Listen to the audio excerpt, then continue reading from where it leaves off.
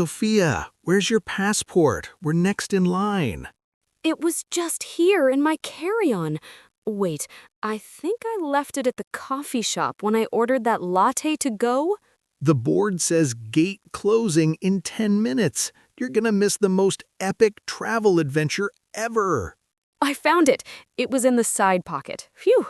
But honestly, Alex, that single moment of panic made me forget every English word I know. That frozen feeling is exactly what we're tackling today. How do you stay cool when the security check is staring you down?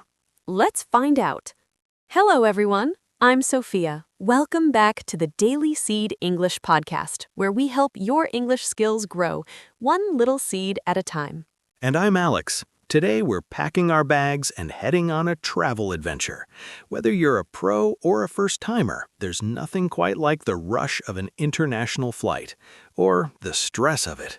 We're focusing on B1, B2 level English for your travels. From the moment you check in to that final souvenir, we're here to make sure you're ready for the world. So grab your coffee and let's go. Okay, let's start where any good trip begins, the airport. Alex, what's the first phrase you'd use? Easy. I'd like to check in, please. Perfect. I'd like to check in, please. Remember, that's when you arrive at the airport and confirm your stay with the airline. And for those of you wanting to use it at home, think of this. We need to check in at the hotel before we go for dinner. Or in a work context, please ensure all guests check in at the front desk upon arrival for the conference. Nice. So let's say the airline agent asks, do you have any carry-on luggage?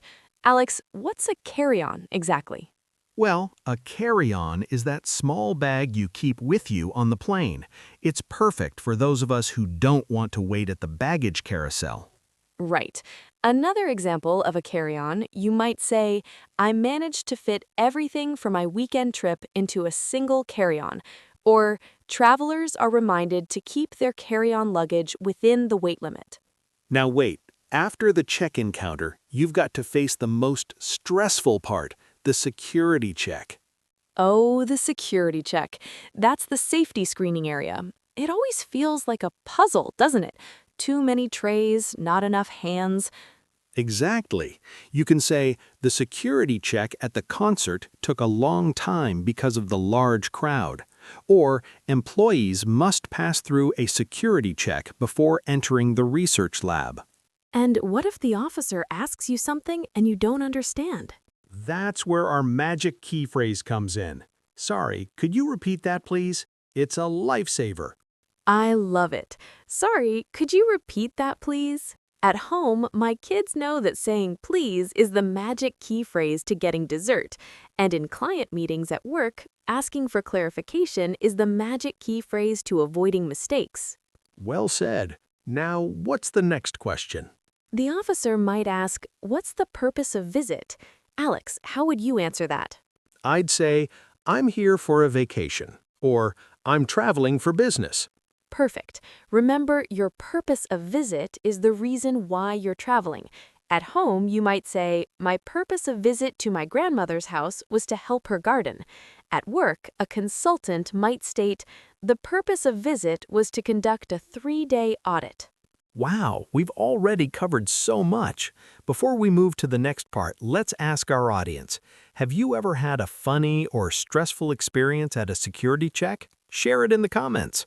Sophia, we're on the plane, but wait, did you find your seat? Not yet. Alex, can you help me find 12A? Look up, it's right there next to the window. Oh, perfect. I always want a view. But Alex, it's so bright. How do I say, please lower the window shade? That's it. Could you please lower the window shade? Remember, that's the cover on a window. At home, I'd say, I pulled down the window shade so I could see my computer screen better. And at work, you'd say, please lower the window shade during the presentation to improve the projector's visibility. Exactly. Now, once we land, we head straight to the hotel for the next part of our adventure. We've got a reservation, right? Yes, we made a reservation, booking something in advance. At home, you'd say, I made a reservation for 2 at the Italian restaurant for our anniversary. And at work, the company has a standing reservation for the boardroom every Thursday morning. Phew, now for the main event, the front desk. Sophia, what do you say when you get there? You'd say, hello, I have a reservation under Sophia. It's that place where guests go to get help. Right. If you're at home, you'd hear, if you lose your house keys, check if the apartment front desk has a spare. Or at work, please leave your visitor badge at the reception when you leave the office. But what if something goes wrong? Alex, the air conditioner stopped working. Oh no, there's no hot water. Time to use our magic key phrase. Could you send someone to fix it, please? That's the way to do it. Could you send someone to fix it, please? Now, Alex, I'm starving. I need coffee. Me too.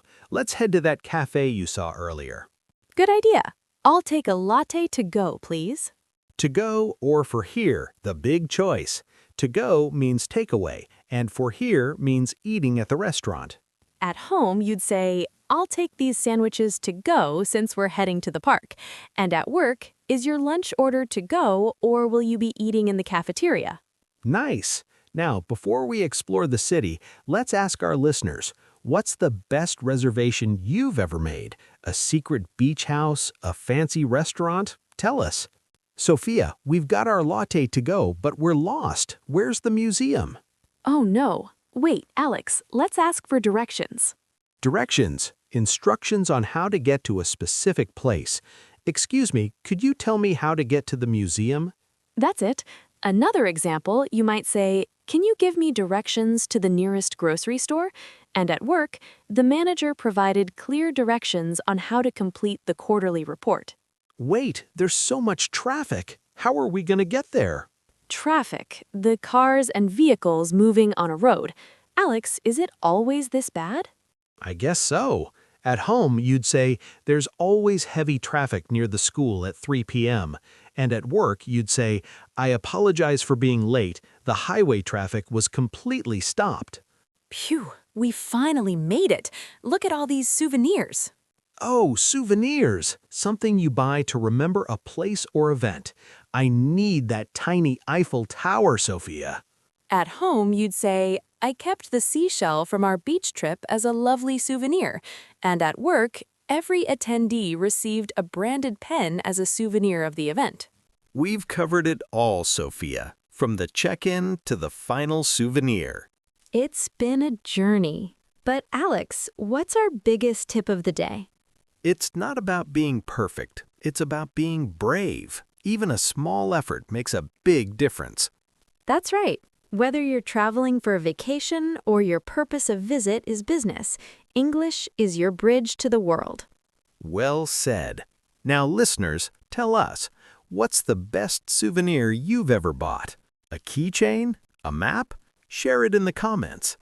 And that's a wrap. Thank you for joining us on this travel adventure. See you in the next episode. Safe travels, everyone. Bye-bye.